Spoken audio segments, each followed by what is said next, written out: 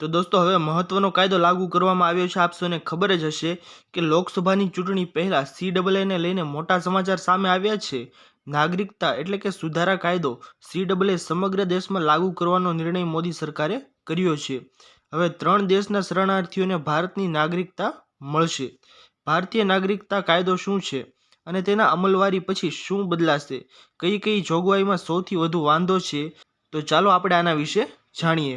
તો દોસ્તો 5 વર્ષ પહેલા આ અધિનિયમને મંજૂરી આપવામાં આવી હતી। ભારતીય નાગરિકતા સંશોધન અધિનિયમને 5 વર્ષ પહેલા મંજૂરી આપવામાં આવી હતી।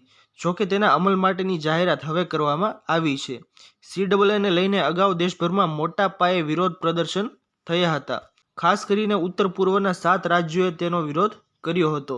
વિરોધ પ્રદર્શનથી ઉત્તર પૂર્વ સૌથી વધુ પ્રભાવિત થયું હતું।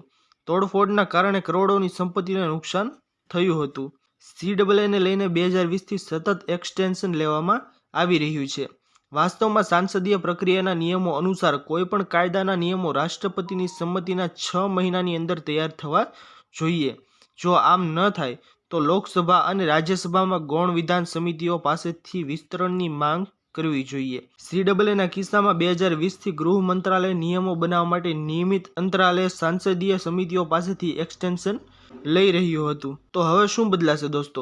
જો કે ગારો અને જેન્તિયા જેવી જાતિઓ મેઘાલયની વતની છે, પરંતુ લઘુમતીઓના આગમનથી પછી તેઓ પાછળ રહી ગયા। દરેક જગ્યાએ લઘુમતીઓનું વર્ચસ્વ વધ્યું। એ જ રીતે ત્રિપુરામાં બોરાક સમુદાય મૂળ નિવાસી છે, પરંતુ ત્યાં પણ બંગાળની શરણાર્થીઓ ભરાઈ ગયા હતા। સરકારી નોકરીઓમાં પણ મોટી પોસ્ટ તેમની પાસે ગઈ છે। અને હવે જો CAA લાગુ થશે તો દેશવાસીઓને બાકી રહેતી તાકાત પણ ખતમ થઈ જશે। અન્ય દેશમાંથી આવતા અને સ્થાયી થતા લઘુમતીઓને તેમના સંસાધનો કબજે કરશે। આ ડર છે જેના કારણે નોર્થ ઇસ્ટ CAAનો જોરદાર વિરોધ કરી રહ્યું છે। તો કોને નાગરિકતા મળશે દોસ્તો? નાગરિકતા આપવાનો હક અધિકાર સંપૂર્ણ રીતે કેન્દ્ર સરકાર પાસે છે। પાકિસ્તાન, બાંગ્લાદેશ અને અફઘાનિસ્તાનમાંથી હિન્દુ, શીખ, બૌદ્ધ, જૈન, ખ્રિસ્તી અને પારસી ધર્મના શરણાર્થીઓને ભારતીય નાગરિકતા આપવામાં આવશે। 31 ડિસેમ્બર 2014 પહેલા ભારતમાં આવીને સ્થાયી થયેલા લોકોને જ નાગરિકતા મળશે।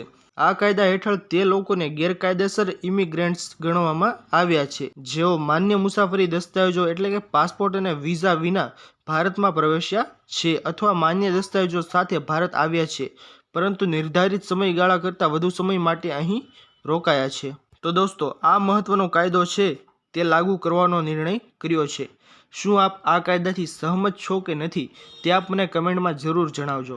આશા કરું છું દોસ્તો કે આપ સૌને આજનો આ મહત્વનો વિડીયો પસંદ આવ્યો હશે। જો પસંદ આવ્યો હોય તો વિડીયોને લાઇક કરવાનું ભૂલતા નહીં। ચેનલ પર નવા આવ્યા હો તો અમારી ચેનલ ખેડૂત ઓનલાઈન પોઈન્ટને સબસ્ક્રાઇબ કરી અને બાજુમાં આપેલા બેલ આઇકનને પણ પ્રેસ કરી દેજો, જેના લીધે આવી જ મહત્વપૂર્ણ માહિતી આપ સૌને આ ચેનલના માધ્યમથી મળતી રહે। તો દોસ્તો મળીએ હવે પછીના વિડીયોમાં, ત્યાર સુધી જય હિન્દ અને વંદે માતરમ।